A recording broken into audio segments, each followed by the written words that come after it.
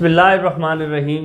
मोहतरम नाजरीन, कानून दोस्त के साथ मैं हूं एडवोकेट इफ्तिखार गुल खान।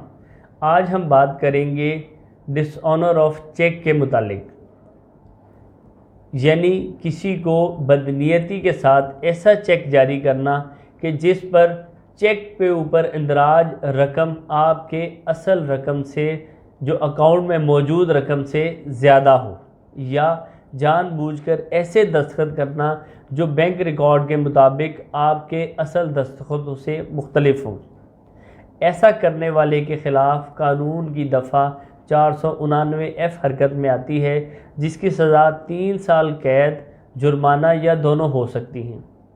मोहतरम नाज़रीन, अब हम बात करेंगे कि कैसे साबित होगा कि इस शख्स ने बदनीयती के साथ ये चेक जारी किया। जब आप किसी के साथ लेन देन का मुआहदा करते हैं और उसको नकद अदायगी की बजाय ऐसा चेक जारी कर देते हैं कि जिस पे आपने चेक पे दर्ज रकम आपके असल अकाउंट से ज़्यादा हो, यानी बैंक आपको इनसफिशेंट बैलेंस की स्लिप लगाकर आपको वापस कर दे, तो इससे ज़ाहिर होता है कि उस शख्स ने जानबूझकर ऐसा किया। दूसरा, जब आप ऐसे दस्तखत करें जो बैंक के रिकॉर्ड के मुताबिक आपके दस्तखतों से मुख्तलिफ हो, तो बैंक इस पर भी ऑब्जेक्शन लगाकर आपको चेक वापस कर देता है। आप मुतल्लिका बैंक से चेक पर स्लिप लगवा कर उसके ख़िलाफ़ कानूनी कार्रवाई का आगाज़ कर देते हैं। इस तरह चेक जारी करने वाले की बदनीयती साबित होती है। बदनीयती के साथ चेक जारी करने वाले के ख़िलाफ़ क्या कार्रवाई हो सकती है?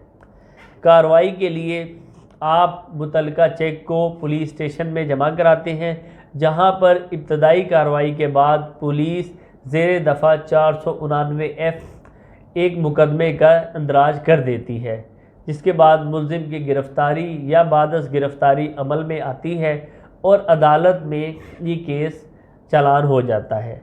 अदालत दोनों फ़रीक़ैन का मौक़िफ़ सुनने के बाद फ़ैसला करती है कि वाकई इसने ये चेक बदनीयती के साथ जारी किया था या नहीं।